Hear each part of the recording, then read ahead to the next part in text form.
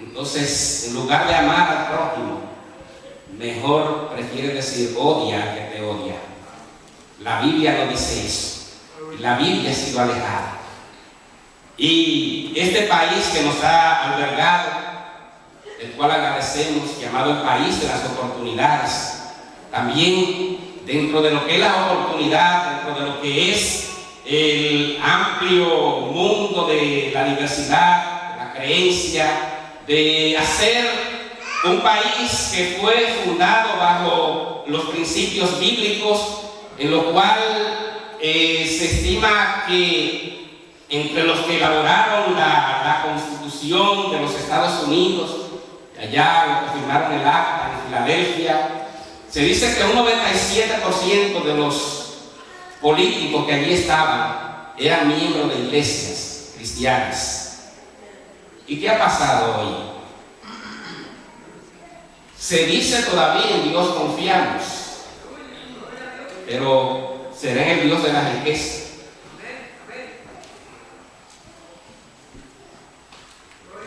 Se dice al final de cada discurso de los políticos, Dios bendiga a los Estados Unidos de América, se clama a Dios. Pero yo diría, mejor decir Dios tenga misericordia de los Estados Unidos de América. Porque la bendición de Dios está cuando hombres y mujeres proclaman a Cristo como el centro de su vida.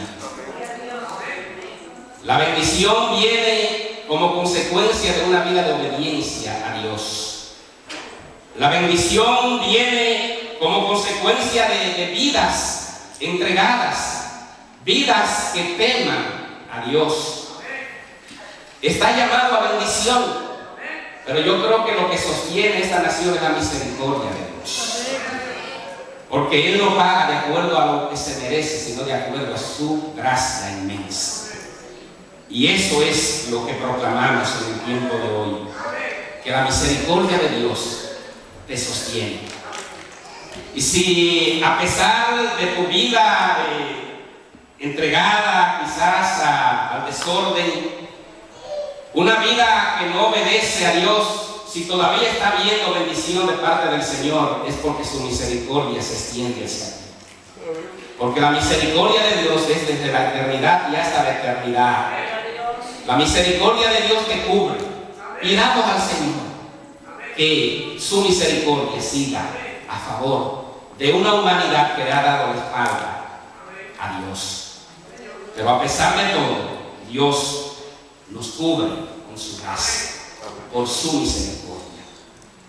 En medio del problema, María, la Madre del Señor, reconoce la autoridad del Hijo. Los versículos 4 y 5 dice que cuando la madre pregunta a Jesús, no tienen vino, no tienen. Recuerden que era la cultura hebrea, el vino era parte esencial de toda celebración. El vino formaba parte de lo que era la fiesta del pueblo hebreo. Y la falta de vino estaba metiendo al padre de la novia en un serio problema.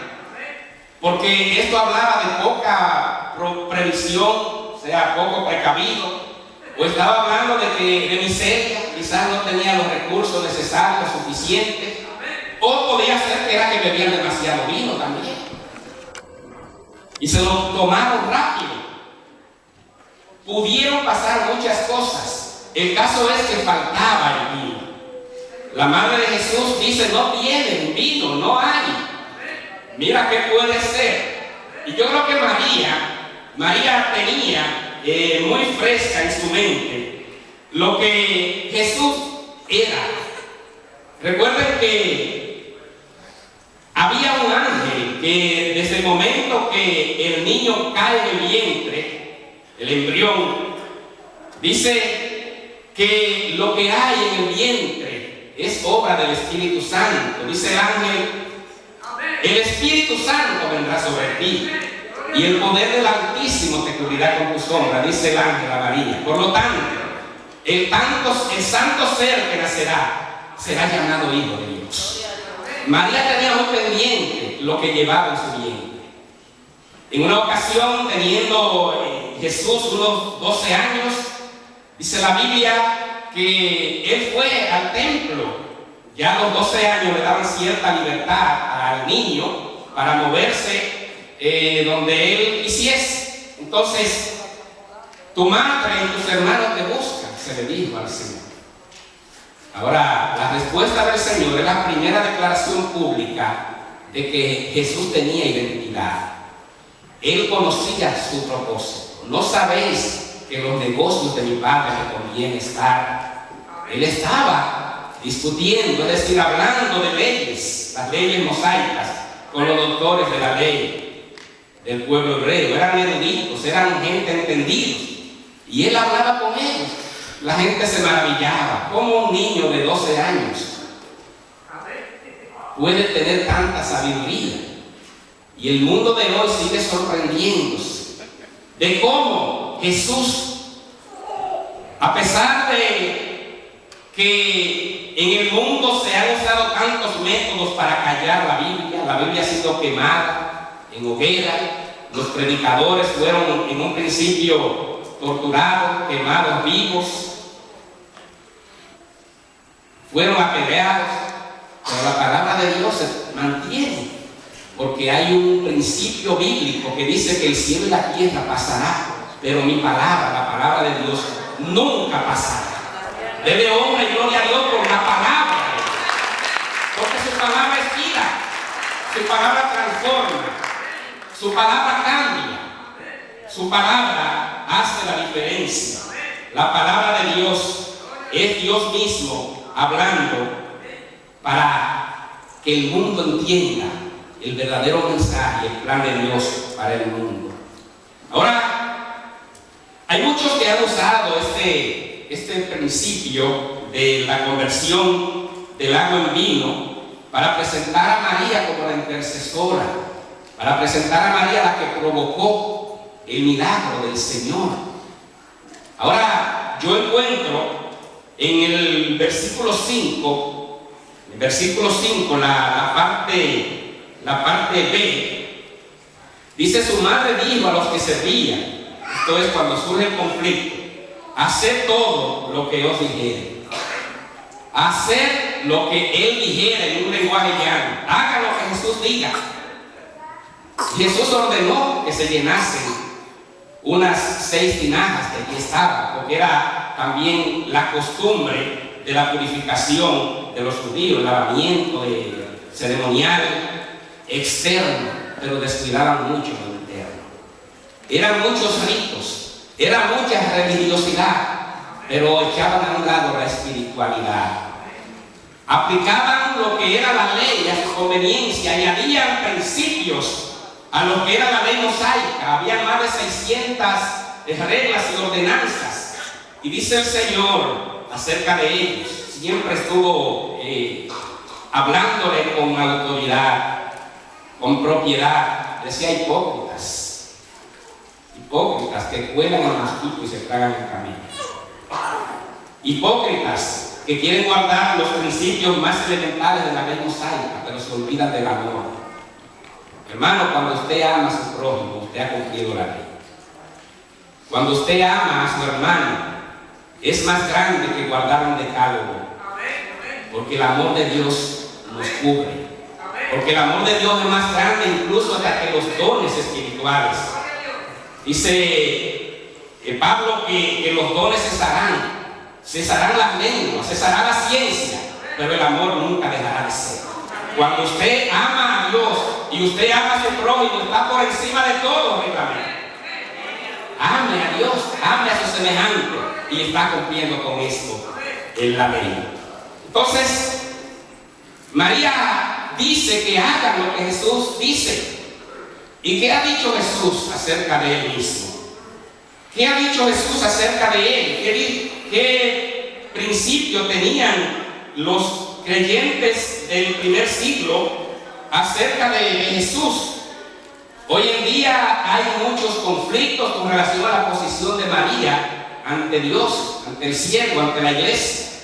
Ahora, me gusta lo que los discípulos, por inspiración divina, Pablo recibe de parte del Señor en 1 de Timoteo capítulo 2, versículo 5, porque hay un solo Dios y un solo mediador entre Dios y los hombres. ¿Quién es? Jesucristo hombre. Él es el único mediador. María dijo, haga lo que Él diga. La Biblia dice que Él es el mediador. Ahora, la posición de María en este momento, yo creo que ella sabía que el Señor podía hacer el milagro. Ahora, no encuentro que María le pidiera a Jesús que convirtiera el agua en vino. Mi hijo, convierte el agua en vino. No lo dijo ella. Ahora Jesús determina. El milagro es de Dios. La autoridad pertenece a Dios. El Hijo representa al Padre. Dice que quien me ha visto a mí ha visto el Padre, dijo el Señor. Entonces la autoridad misma de Dios estaba ahí. Y Él decide hacer el milagro porque Él es soberano y Él hace como Él quiere. Ahora, hay otros que pueden también usar el pretexto del agua en vino convertida por el Señor como una forma para entregarse al vicio, entregarse al vino, entregarse a lo que es una vida licenciosa. Y vamos a ver lo que dice Efesios capítulo 5, versículo 18, para los que creen que esto entonces es permitido, porque dirán, si el Señor convierte el agua en vino, era para que bebieran vino, y era un buen vino, era el mejor, dice la palabra. Ahora dice Pablo, escribiendo a la iglesia de Éfeso, no os embriaguéis con vino, el vino embriaga. Ahora dice el apóstol, no os embriaguéis con vino en lo cual hay disolución. Antes bien, ser lleno del Espíritu Santo. Una vida llena del Espíritu Santo, escúchelo bien, no necesita llenarse de alcohol, no necesita llenarse de vino, no necesita llenarse de bebidas embriagantes, porque usted está lleno del Espíritu Santo. Una vida llena del Espíritu Santo no tiene espacio para otras cosas, porque Dios lo llena todo. La tercera persona de la Trinidad te llena, te completa y no necesita nada. Bendecido sea el Señor, Él lo llena todo. Ahora, hay algo interesante con relación a lo que representa el vino, el alcohol en nuestra cultura. Lo que ocurrió en Caná de Galilea no es para justificar el uso de bebidas embriagantes. Eso es lo que dice la Biblia. Y vamos a ver algunos de los efectos del vino o el alcohol, como usted quiera llamar.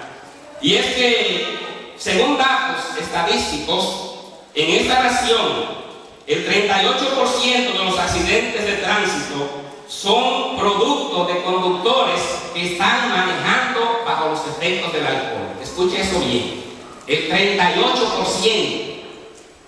Ahora entiendo bien por qué Pablo dice no se embriaguen, no se llenen de vino, no se llenen de alcohol, en lo cual hay disolución. Llénense, si se quieren llenar de algo, llénense de lo mejor, llénense del Espíritu Santo y Él le va a satisfacer sus angustias, Él va a satisfacer sus deseos pecaminosos, porque el Espíritu Santo está para consolarte también.